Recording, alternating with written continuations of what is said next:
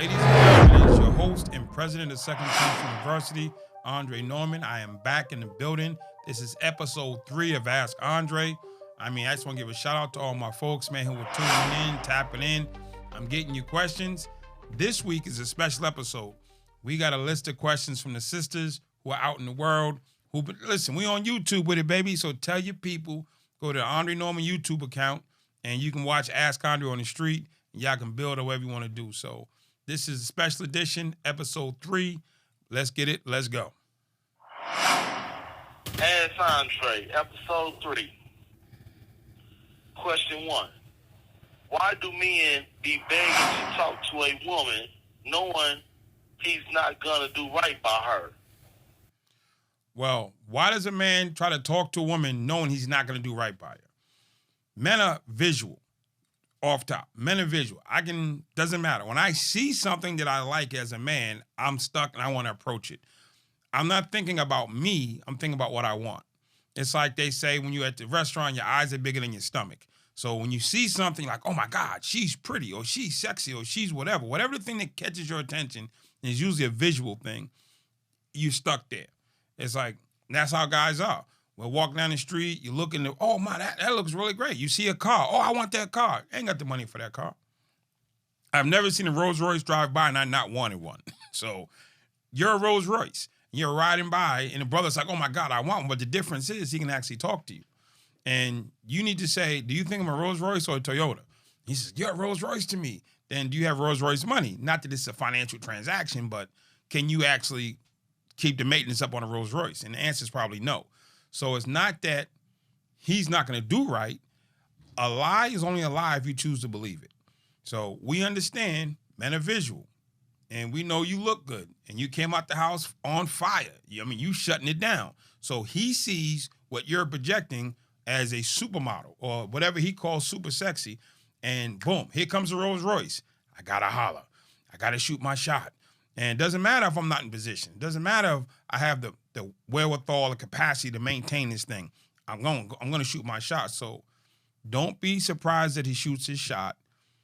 Just don't let it go in. Sometimes you just got to block it. I'm saying that's all I can tell you. He going to shoot. You got to block it. I'm saying so you can't say, yeah, and then be like, why? You know what I'm saying? Some people just ain't meant to ride with you. Question 2. What is your biggest fear in life? My biggest fear in life, man. I'm not a fearful person in a sense, but I'm going to answer the question and not be difficult. My biggest fear in life, man, is not setting my great-grandkids up to be financially stable. So I'm in the process. I'm financially stable. My son is financially stable. He has we have no grandkids yet. But I am actively, my work right now is for them. Whatever the grandkids show up, there will be a trust set up with their name. As soon as they pop out, their name goes boom into an account, and there's money there to do the Roth IRA from birth for the first 18 years, whatever the max on that is. All the financial vehicles that I can put in place, I want to put in place now. So kid in college, he's set. College been paid for. He's doing his thing. I need the grandkids to be set and their kids to be set. I had a friend of mine in Pennsylvania. He was like super rich. And the way he set it up was he took all his kids in the house and gave them like $10 million and said, go live your life. Don't wait for me to die. Because that's a lot of kids do when you got rich parents. You wait for them to die to get the money so you can go live your life. Homie brought all the kids in and gave them all $10, $20 million and said, go live your life. Do what you want to do with your life, not what the world says. So one of them's a teacher, one's a guidance counselor, one runs a business. They're living their life. Money's not an issue. So that's my son. I want that to be for my grandkids and great-grands too. Question 3. What is your opinion of love at first sight? Love at first sight is just that. I just went over this in one of the earlier questions. I'm not going to say men. I am extremely visual. You know what I'm saying? So in the back of my mind, there's what I think is pretty, what I think is sexy, what I think is gorgeous, what I think is, damn, I got to know her. That's in the back of my mind. And when I see that in front of me, my eyes respond to what's in the back of my mind. So love for me at first sight, it's not so much love in the sense of, hey, I can have kids with this lady, I can have a house with this lady, we can build a company together. Not single for men, Andre Norman is a visual creature. And so when I see some of this visually appealing, they get my attention off rip. So I wouldn't call it love at first sight. I call it like, yo, appealing at first sight. But so I don't know if I've ever been in love with somebody just like, see, women and men have two different definitions of love. So I'm doing the men's definition of love, where you're probably hearing the woman's definition of love. So that's a different one. That's another question for next week. What's the men's definition of love versus yours? So for me, love at first sight is just, yo, here comes a supermodel walking down the street. Wow, okay, gotta know her. But it's all visual, not based on substance. Whereas the substance part comes later. Are they valuable? Are they good people? Can they be helpful? Or they just look good? So, but when you look good, you'll get my attention. And then from there, I'm start asking the other questions. And hopefully, I'm saying, you line the other stuff up. Otherwise, it'll be a short relationship. And short is relative. Question 4. What is your intake on life after death? My intake on life after death. If you prepare, I answered this one earlier. We're all going to die. That's a fact in some capacity. There's actually a story in the Bible where Enoch actually walked off with God. So that's my goal, to walk off with God. I don't know if he died or he just walked, but in the Bible, he didn't die. He walked off with God. So I want to be Enoch. It's in Genesis. That's my goal.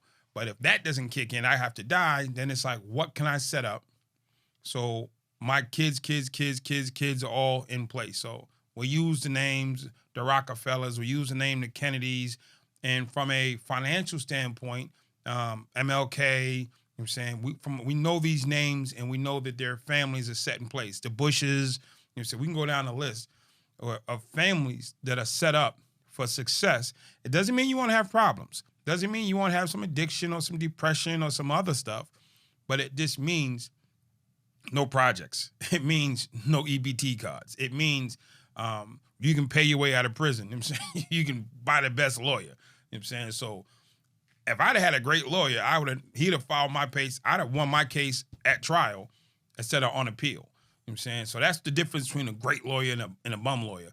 I won on appeal. Great lawyer wins that same thing at trial. But yeah, you put him in place to have the access to have the great life. It doesn't assure, it doesn't guarantee, well, money doesn't buy everything, and it doesn't.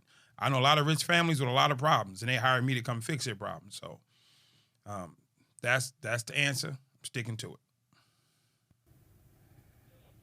Question 5. What is your biggest regret and why? My biggest regret. My biggest regret is not forgiving my father sooner. My biggest regret is not forgiving my mother sooner. My biggest regret is not forgiving me sooner.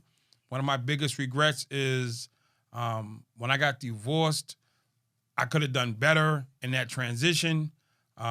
So those are all my biggest regrets are family related. You know what I'm saying? There's no biggest regrets outside of that. So those are my biggest regrets. And in detail, I mean, my mom, when she passed, we could have been in a better space. My dad right now, he's in a nursing home up in New England, and we're just not in a great space either. So it's like relationships are everything. We try to run to people and run around people to keep us a company for the stuff that we're running from. At the end of the day, you're always going to circle back. You know what I'm saying? So you're not going to circle back to your friends. You're going to circle back to the family. So I have to deal with the fallout from all the things I didn't fix sooner. It doesn't go away. You just kick the can down the road, and the can just gets bigger and heavier, and it's going to splash on you. Question 6. What are you currently working towards that nobody knows about? What am I working towards that nobody knows about? If nobody knows about it, I shouldn't be talking about it. But that's a woman question for sure. What am I working towards? I would say if I had to pick one thing, being married. That's something I'm working towards that nobody knows about. I'm saying not everybody knows about it, but that'd be a phenomenal concept if I could be married again and just like have my life partner and rock out these last whatever it's gonna be, and contribute something because I've been single, I've been married, I know single people, I know married people. Married is better, 10 out of 10 times. You know what I'm saying? So with all the complaints and all the I don't knows, and she's married is better than single if you have the right one. If you ain't got the right one, run because it's not better. It's the opposite. So when you get the right one and you do the work, it's not, oh, she's cute. She said yes, I took a knee. No, that's the easy part. The hard part comes when you have to actually deal with the person, give up yourself, deny yourself, and be all the things that I'm not. You know what I'm saying? Compromising, you know what I'm saying? Collaborative, you know what I'm saying? Talkative, all that stuff. I listened at work, but I didn't listen at home, which was a me thing. And again, married over not married would be my thing. Question 7. What hobby or interest do you have that people would find surprising? My number one thing to do on planet Earth is scuba dive. When I was growing up, my mom and my dad, my grandmother lived in Cape Cod. So we used to go to Cape Cod. It's a beach town. We've been swimming since birth. So I've been swimming since birth. I love the water. I went to elementary school. There was a pool at my elementary school, 5th grade. We switched to a new school. I went to the pool every day. All the brothers went to the gym to learn how to play basketball. I was in the pool swimming because I love the water. And then I spent my entire life going to the beach, love the water. And when I was in prison, I saw scuba diving. I was like, yo, I just love the water. Jocko Stowe, you know what I'm saying? Nemo's one of my favorite cartoon characters. Prince Nemo from Atlantis, all that stuff. Aquaman, anything water. So when I came home, one of my top bucket list things was scuba diving. So I've been scuba diving several times. It's super fun. I actually did a video called City View where I go scuba diving in the video.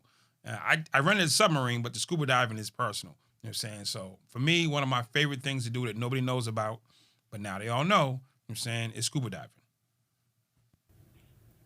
Question 8. How did you feel when you actually got sentenced to your time in prison? Well, I've been sentenced multiple times. So we can go all the way back to juvie. When they sent me to juvenile, I got sentenced. It was just part of the life. I got sentenced when I never went to county. I went to the county. I never got sentenced to county time. I got my first state bid, 7 to 10. It was like, whatever. I was joking in the courtroom the day I got my 7 to 10. Then when I went back to court, 2 9 to 10s, 2 10s, 2 15 to 20s. It was kind of like I'm already in state prison, so I'm already in the mindset of I'm bidding. So it was kind of like whatever. I picked up cases in jail. I went back to court and got 2 3 to 5s. It was kind of like whatever. The only time I was nervous, even though the only time I went for my federal case, I had a federal gun charge, 922G, and with the enhancement penalty, 924E1, where if felony in possession of a firearm with 3 convictions, mandatory 15. I already got 2 15 to 20s, and I got a bunch of other stuff. And they're talking about giving me 15 from and after consecutive with the 15 to 20, which was like my whole life is gone. I'm like, hold up. I can do 12-5. You're talking about doing 30. I'm like, hold up. So I'm in court, federal court in Boston, and we're going round and round about my plea deal. And I pled guilty to the felon in possession under the agreement where they wouldn't ask for but a certain amount of time. And we went in there, I was stressed out. I was super stressed out and didn't know it until the judge hit in the state, we got 7 to 10, which is the minimum number. There's a max number, there's a parole number, then there's a good time number. So I got 4 numbers for every sentence. There's a minimum number, which is 9. Then there's a max number, which is 10. Then there's a parole number, which is 2/3 of the 9. Then there's a good time, which comes off 85% of the 10. So I got 4 numbers for every time I got. And I got like 7 sentences. So I'm in federal courthouse. They just give 25 months, 50 months, 80 months. They ain't no 4 numbers. So I'm in court. And we're trying to say, well, he should get this versus that. They said, well, when does he get out of jail? And the U.S. attorney said, he gets out in 3 years. I'm like, oh, no, I don't. So they go back and they pull it. But the long story short, we went in circle. They finally figured out the best they could say at my trial, at my sentencing is, we can't tell you when he's going to get out, but he won't get out before 2000. And it was 1985 or 86. So the judge gave me 3 years suspended for 5 whenever I got out. That was literally the sentence. He said, you got 3 years suspended for 5 whenever you get out on the gun charge. And when they hit the gavel and said that, it was like a whole building came off my back. Facing 15 years on top of doing 20 years, the stress on my body, I didn't realize it until it went away. So living with a stressful situation, stress kills. So that was, for me, everything else was a layup. But that federal one with the from and after, it got to me. Question 9. What is the best advice you ever received and why? The best advice I've ever received is a brother named MT. He's out of Boston. We did time together. Super solid brother. He's one of them guys, when you get off the bus at the penitentiary, he's going to give you a book. And when he gives you the book, he expects you to read it. And when he comes back, yo, did you read that book, young boy? Yo, youngin', did you read that book? And he's going to give you books, and he's going to make you read them, and he's going to ask you about them, and he knows this stuff. Like, he's read these books for years, so he knows this stuff. So that's MT. Aside from he was real lethal with his hands and feet, was secondary. But he was the guy that would come at you with the books. Never came at you with violence or drama. He was the most lethal dude with his hands and feet during his era. And he was always about knowledge. And right before I went home, he came to me. He said, Andre, to represent us and to do the work that's in you. He saw this in me before anybody out here even saw me. He did time with me. He said, to do the work that's in you, you're going to have to sit in the room with the police, the DA, the wardens, the commissioners, the probation officers, the law enforcement. He said, you're going to have to go in that room. He said, man, keep your head up, maintain your integrity. I'm saying, understand why you're there, and represent us to the fullest. And of all the people who, he'd been feeding me great information my whole bit, the whole time we were interacting. And that was the last thing he said to me. And I've done that. For 25 years, I've stood on that. The advice I got from my brother MT, excuse me. Question 10. What gave you the motivation to get up and make a living off of what you do? What gave me the motivation to be a motivational speaker? I didn't know motivational speaker was a job. I'm in prison. The last 3 years of my sentence, I'm running programs. I'm working with programs. They used to bring the kids up from juvenile. And we used to talk to them once a week. And right before I came home, the kids asked me to come visit them at juvie. So I promised them I'd come through. I got out of prison parole office youth center. And I'm talking to the kids. When I finished, they said, will you come back tomorrow? Came back. Will you come back tomorrow? After like 3 weeks of going back every day, then they said, hey, there's a girls unit. So I went and talked to the girls unit. So I'm going to this juvenile center like every day, Monday through Friday, talking to these kids for hours. And somebody was like, yo, Dre, you should get a job doing this. I said, who pays to do this? This is just talking to kids. They said, no, that's a real job. So, and it started at me volunteering at the juvenile center. And then people explained to me the business of speaking. I didn't know there was a business behind it. So I was in the nonprofit space. So I started working for a nonprofit. We did crazy numbers. We helped a lot of people. Then when I left that agency after 4 years, then I was like, well, what am I going to do now? And I said, well, what have I been doing for the last 4 years? I said, I've been speaking. So I went online. I looked at a thing called Eagle Talent. It's a speakers bureau. And there's a speaker. I'll never forget Eagle Talent. I'll meet the owner one day and shake his hand. And I went on there, and there was a bunch of videos of other speakers. And I started looking. I'm like, I can do that. I can do that. So I told myself, I'm going to be a motivational speaker. I'm at least as good as these people I'm seeing on this website who's charging $5,000, $10,000, $20,000. And I started my career as a motivational speaker. My first speech, Richmond, Virginia, 2005, $500 in a plane ticket. Real talk. But I didn't know. I was just helping people. Then I found out about the business side later. Question 11. Why does it take longer for men to mature than it does for women? Why does it take longer for men to mature than women? Because women are raised differently. When women are young girls, they're taught different lessons than we are. We're taught go play. We're taught don't cry. Taught don't break stuff. Young girls are taught how to clean up. They're taught that you have to dress a certain way. I didn't take showers for 3 or 4 days in a row. It didn't matter to me. Young girls don't do that. You know what I'm saying? We go out and play in the mud. Who cares? You know what I'm saying? Young girls don't do that.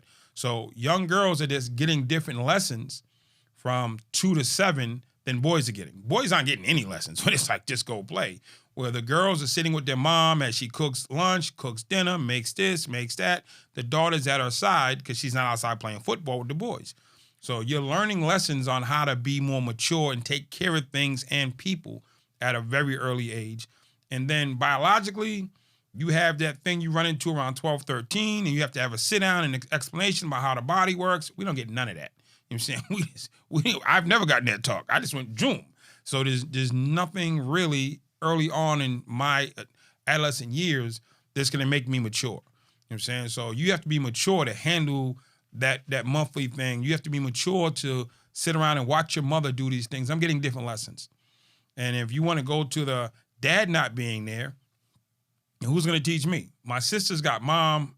I got my sisters. So I'm not getting the guy lessons on what to do and what to be.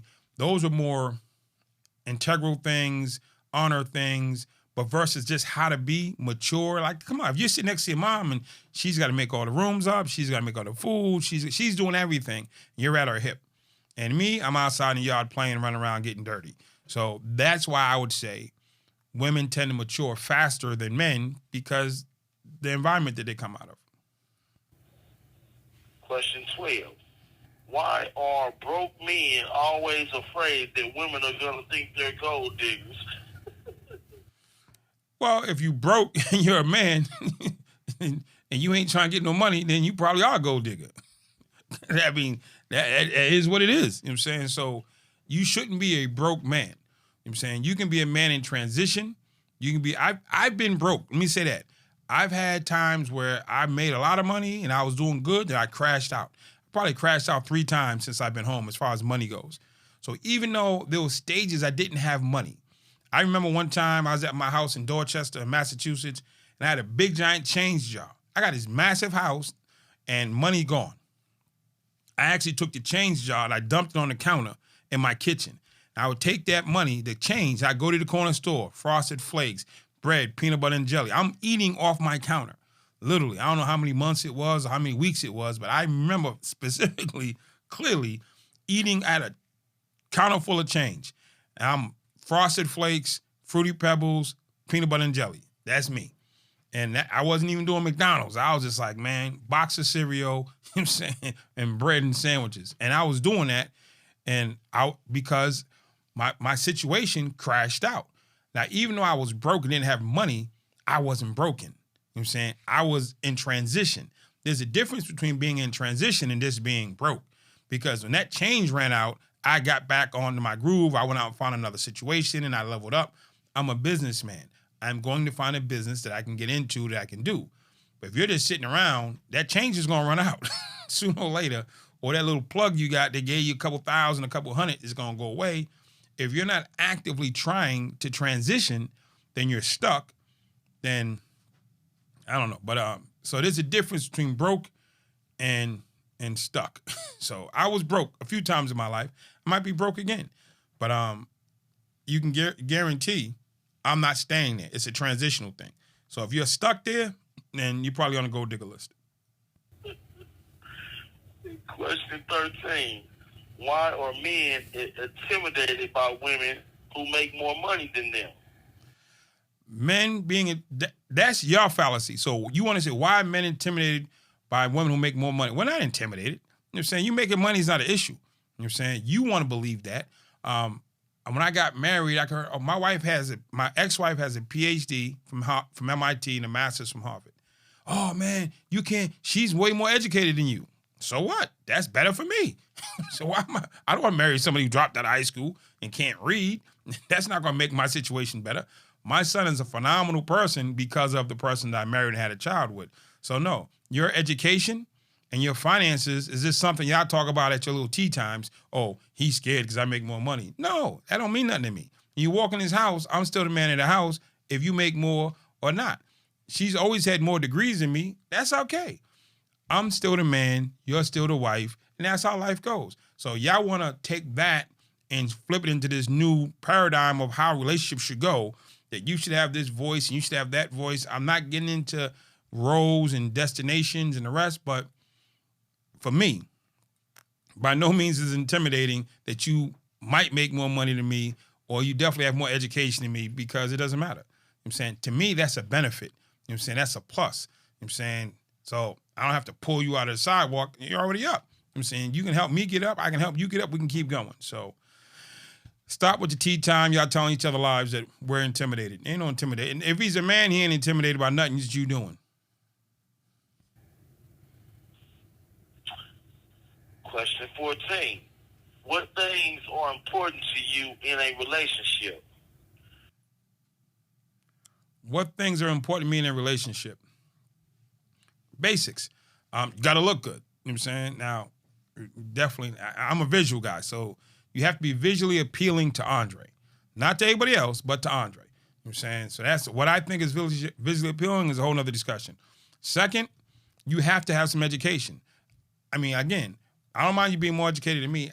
I like to have real conversations. I'm a global person. I've traveled over 25 countries. So if all you can talk about is a corner store and the why, it ain't gonna work.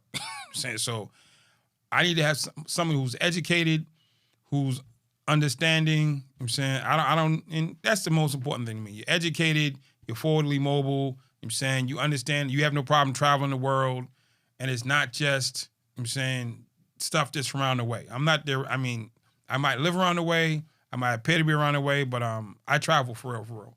So I just got a call this morning. They want me to come. I'm actually planning a trip to go to Kenya, and they're setting up 40 speeches for me in Kenya. Banks, insurance companies, colleges, the government. And I might say, hey, I want my girl to come with me. Yo, come on with me to Kenya for a month. And if all she knows is Sexy Red, then that ain't gonna work.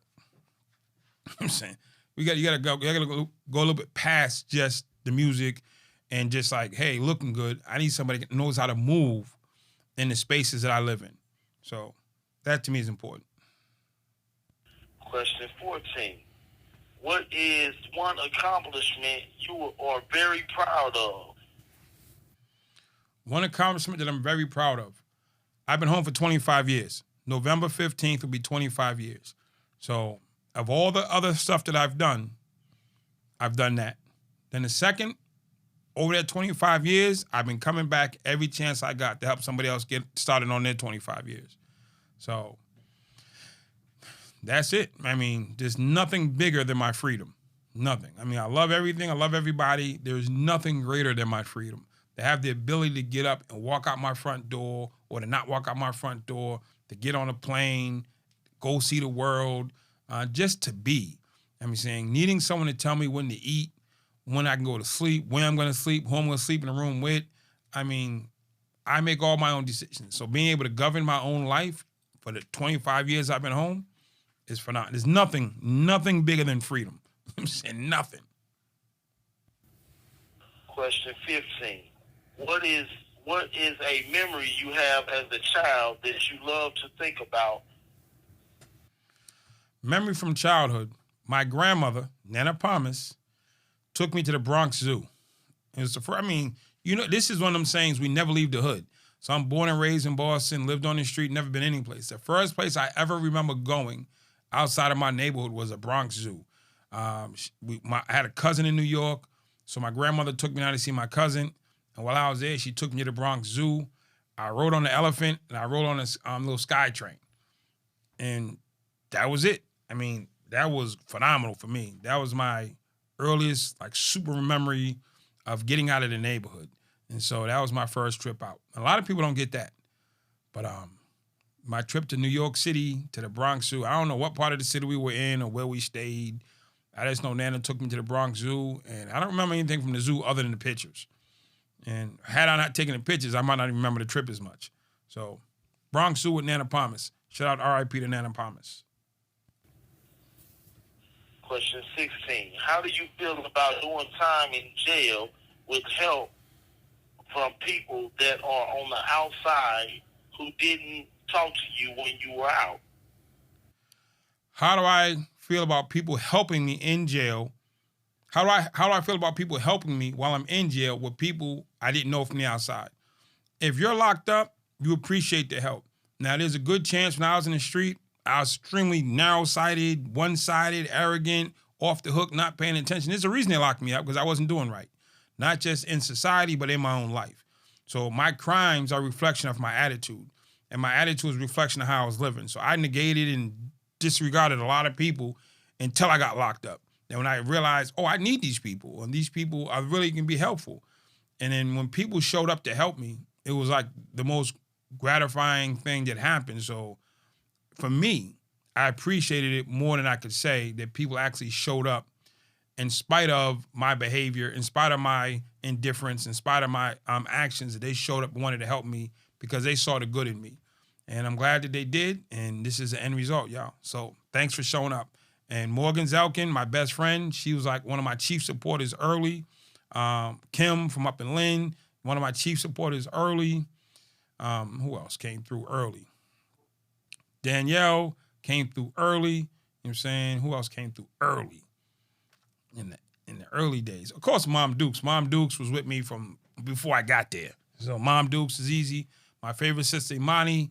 When I went to prison, and I was supposed to never come home, she named her child after me, Chantel Andre. She told me my name will never die. So shout out to my sister Imani and my niece Chantel Andre. Who else came through? I'm going back to the first bids. I'm trying to think who was with me early. County jail, first 6 months. You know what I'm saying? That's them. That's off the top. That's there. You know what I'm saying? You know something? I could give my dad a shout out. As much drama me and my dad had, he did come to see me. You know what I'm saying? At the penitentiary. He came up and sat with me. In spite of the fact that us not getting along, he came to check on me. So shout out to Pops, you know what I'm saying, for pulling up early. First 6 months. And, yep. Everybody else, you got on the bus at stop 2.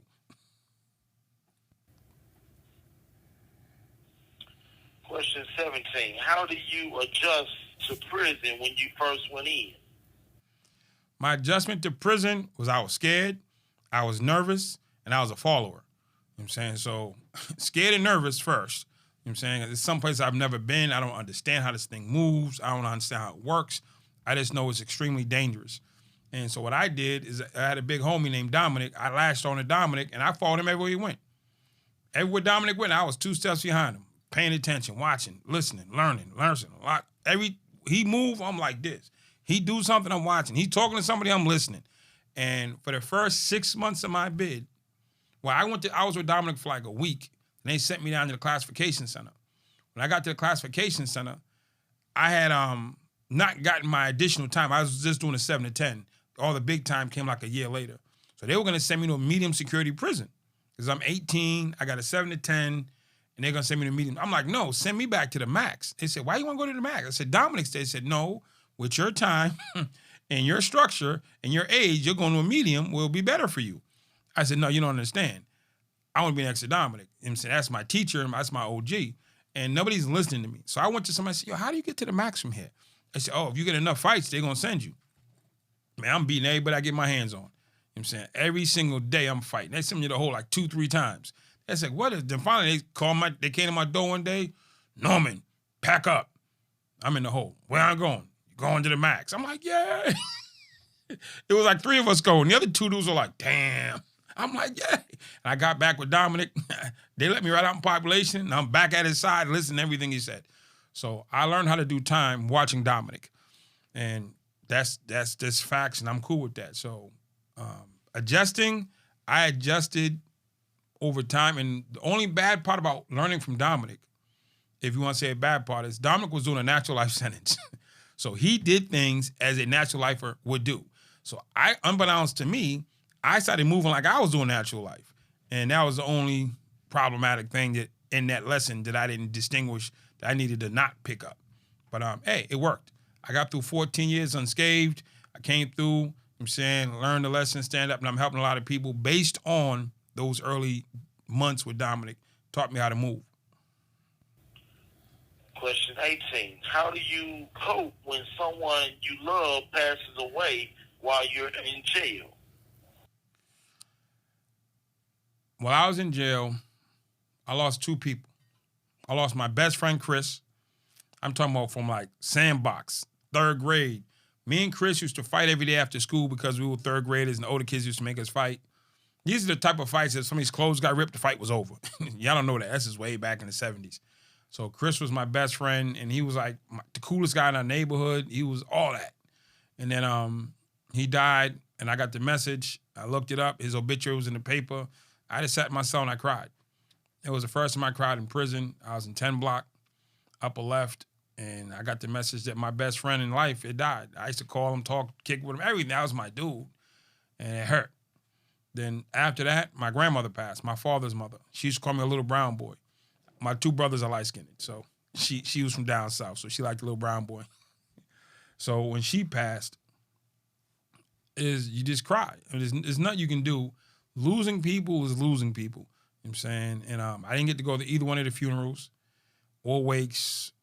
I didn't get the stuff from the funeral, the obituary, nothing. It was just like, it hardens you up a little bit, but it makes you realize the things that you're missing out on. You know what I'm saying? I missed out on a lot of births. I missed out on a lot of deaths. And it's just hard. My mom just passed this year. That was no easier being out here than when my grandmother passed and I was inside. So losing people that you're close to is going to hurt no matter where you are. And it's just, I don't know. I saw the benefit of just not being able to go out and get drunk or go out and wild out I just had to sit still and just take it. Question 19. How do you deal with men all day, every day, and don't get tired of what you do?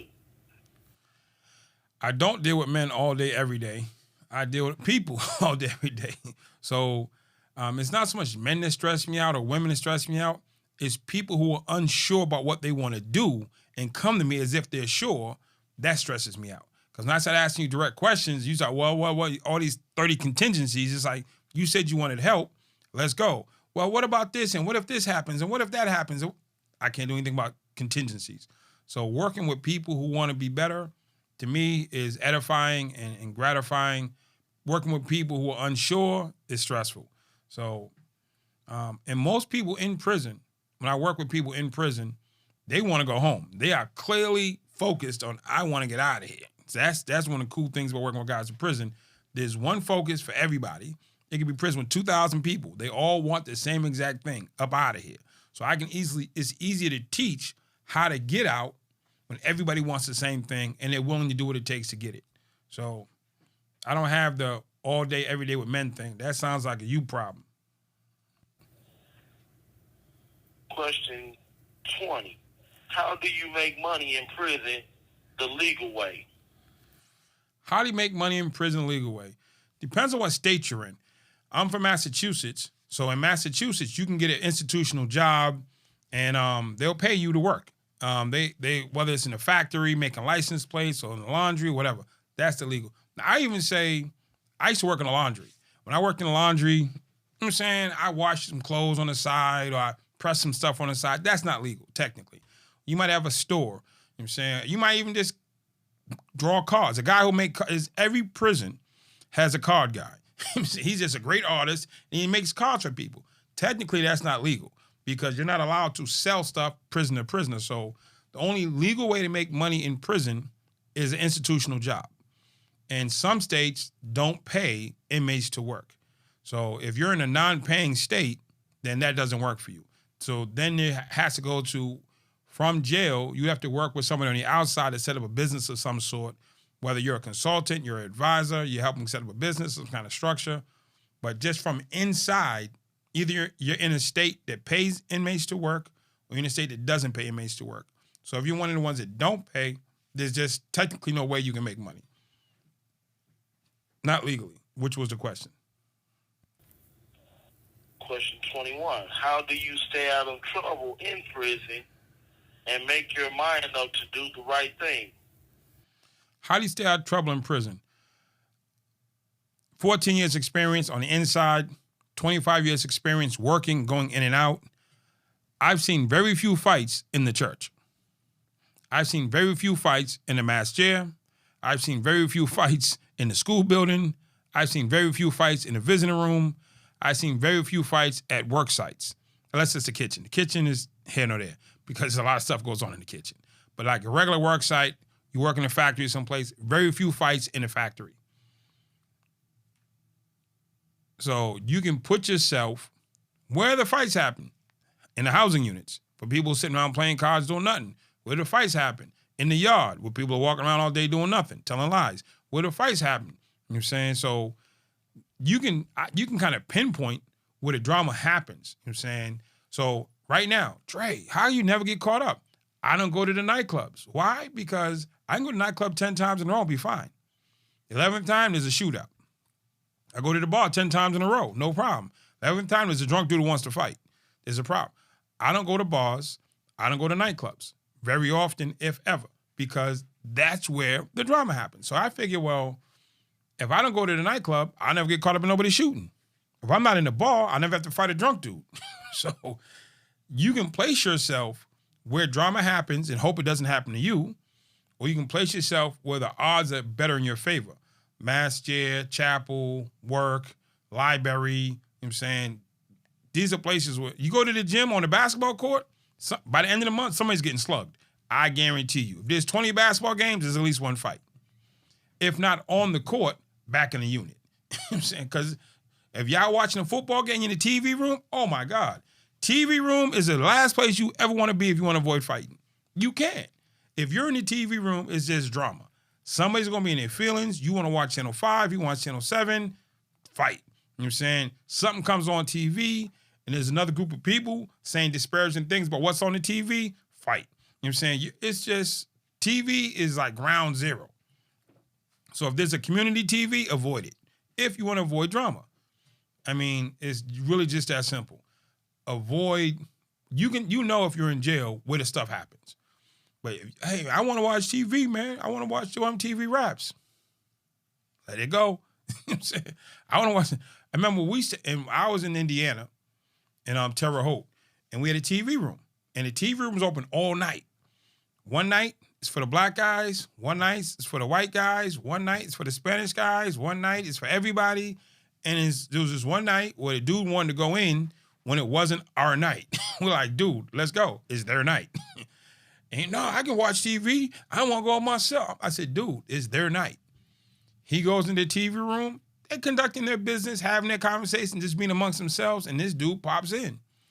Needless to say, he went out on the stretcher. You know what I'm saying? He's like, what happened? Like, and then nobody even moved the next day because he should have known better. That's their night. Let them have their space. You in their space. You don't know what they doing in there, but you find out it became you. So TV rooms, ground zero. Basketball court, ground one. That's what TV room is the worst place to be. Basketball court's the second worst place to be. Borrowing stuff is the third worst place to be. You know what I'm saying? So those are the top three things you want to avoid. You want to avoid TV room, the basketball court, and borrowing stuff. Because those three things definitely lead to problems. Question 22. Have you ever messed with a female correctional officer while you were in jail? Have I ever messed with a female correctional officer? Of course not. Okay, listen. That is against the rules, against the policy to have a relationship of any kind with any kind of staff member. So that's not appropriate. We would never advocate such a thing. So I don't know where the thought came from that I don't believe anybody would ever do such a thing. I'm saying we respect the rules. I'm saying we respect law enforcement. We respect people's jobs. And they're there to do a job and keep the place safe. So I don't believe that's happening any place. So we can just let that one go. Question 23. Do you want any more kids? I would love to have more kids. You know what I'm saying? Of course I would. I would say, no, well, for me, I say, of course I would. If you knew me, you would know I say, of course I would. Of course. You know what I'm saying? I don't have a daughter. You know what I'm saying? That'd be super cool, even though it'd be super stressful. I always say I'm cool with my son because daughters are, woo. I see what people go through with girls. But I mean, it helps you be a better man, I guess. You know what I'm saying? I guess you be more understanding and reflective. I guess. I don't know. You know what I'm saying? But yes, the short answer is having more kids would be phenomenal. How many? Man, listen, give me 20. Give me 10. I get stuck with I got maybe 25, 30 years left on the planet. So if I had more kids, if I had them today, I could see my oldest kid get to 30. How's that? Is that a good number? what I'm saying? If I had a kid in 10 years, I get to see him be 20. I get to see him graduate high school. So it's like, I think I could teach better and do more in that 20 because now I'm super focused and I don't have any distractions. But the short answer is I would love to have more kids, and I don't have a limit on that. I mean, it's the greatest blessing you can ever have is kids. So bless me all you can. Question 24. Do you, Andre, have a woman? And if not, is it because of your work that don't allow you the time to have a woman? Do I have a woman in my life right now? The answer would be no. You know what I'm saying? Why don't I have a woman in my life? It's because I haven't made the time to make myself available. So I can say my work, I can say my travel, but it's just I haven't made myself available in that space. So my work does play a part. A few people I've dated, they're like, oh, I say I travel a lot. They don't know what a lot means. You go to the same office 20 days a week. I'm on the road 20 days a month. I'm on the road 20 days a month. And then I'm like, okay, I'm coming home Friday. Then something will happen and I have to stay till Monday. And then something will happen and I get home Tuesday. And you plan on going to movies on Saturday and you ain't forgiving me for not showing up for the movies. Or I'll come home after 7 days on the road and I've been gone for 7 days. I get home on a Wednesday and I'm sleeping for 3 days off rip. I've been out 24 hours a day running. I come home, I want to sleep for 2 days. So, and then I might sleep for 2 days and go right back out the door. So my schedule isn't really super conducive to somebody who's needy. If you're needy in the space of, I need time, then we're going to run into problems because I travel a lot. And when I come home, every time I come home, at least 24 to 48 hours, I'm sleeping. I'm not going to the movies. I'm not going to the corner store. I'm not going for a walk. I'm not doing none of that. I'm not watching TV with you. I'm sleeping. Because if you've ever been on the road with me, you know I'm in the prison from 8 a.m. to 8 p.m. Then I come back 8 a.m. to 8 p.m. Then when I come out of the prison, I got my team with me, so I'm out to dinner with them from 8 p.m. to 11. So then I got to go back and do whatever paperwork and make phone calls. So I'm sleeping 3 hours a day at best on the road. So I come home, I got a king-size bed, I'm jumping in that thing, and I'm just shutting it down for 24 hours. So for me not to be there for 5 or 6 days, then to come home and be home and not be available for another 1 to 2 days, then might have to run right back out the door, it's tough. So, I mean, I haven't found a person who can adjust to my schedule or that is so fabulous it makes me change my schedule. You know what I'm saying? I've had people say, why don't you change your schedule? I'm like, well, you're not the one. So if I met the one, I guess I would change my schedule. But I just haven't met her yet to make me say, you know something, I should travel less. I should be home more. Or at the same time, you can come with me, make life easy. If you came with me, I've had that happen. I took a girlfriend on the road with me before. She wanted me to go to movies with her. She wanted me to go to dinner with her. I'm like, I'm here to work. I'm not on vacation. So finding somebody who's understanding of my life and my purpose and understanding how to fit into my life and my purpose would be phenomenal. But just haven't found it yet. Question 25. Are you looking for a woman that will do right by you? And if so, how are you looking for that woman? Am I looking? Always looking. Always looking. I'm always on a hunt. You know what I'm saying? Single people are always looking to be married. Married people are always looking for a side chick. I'm just kidding. So, real talk, I mean, like an official side chick that knows how to be on the side. But really, I mean, looking, yes. Actively looking, probably no. I've been home for 6 days now. I've left the house maybe twice. So the likelihood of this woman is popping up in my front room or my kitchen is next to none. So again, I don't like going to clubs. I don't like going to bars. And so it's like that cuts out like 80% of it. I'll never meet a girl in a casino, even though I like to play cards. Because if you meet a girl in a casino, she got a gambling problem. She'll mortgage your house on the low. So, yes, I'm looking, but just not super hard looking. I'm being lazy about it, even though I should put some more energy and effort into it. So, I don't know. I guess, how am I going to make this happen? I met my last girlfriend. I was in Detroit. I'm walking out of a hotel to go get into the Sprinter van to go to the restaurant, and the driver was on the bus, so I turned around, and she came walking out the door behind me. Boom. It was like super, super great person, super appealing, super everything, super good girl, super good woman, super good business person. I mean, it was just like bang. And it was just like all there. But timing. And had the driver been on the bus, I'd have never turned around. Had she not parked in where she wasn't supposed to park, and she never parks on that side of the building, it again, timing happened. So that lady I met, timing. The girlfriend I met before her, I knew somebody in North Carolina, and I called him. I was working. I said, hey, you got anybody in North Carolina I can, you know what I'm saying? And she introduced me to the lady. Phenomenal. You know what I'm saying? The lady I met in North Carolina, phenomenal. Lawyer, super intelligent, everything, perfect. You know what I'm saying? And just, again, you ask somebody, I've asked 100 people and get 99 wrong people. That was like the best introduction hookup I could ever remember getting with the lady from North Carolina. And again, sometimes things work out, sometimes things don't. But both of those people were definitely wife material, hands down, no blink. We just didn't get to that stage, but they're out there.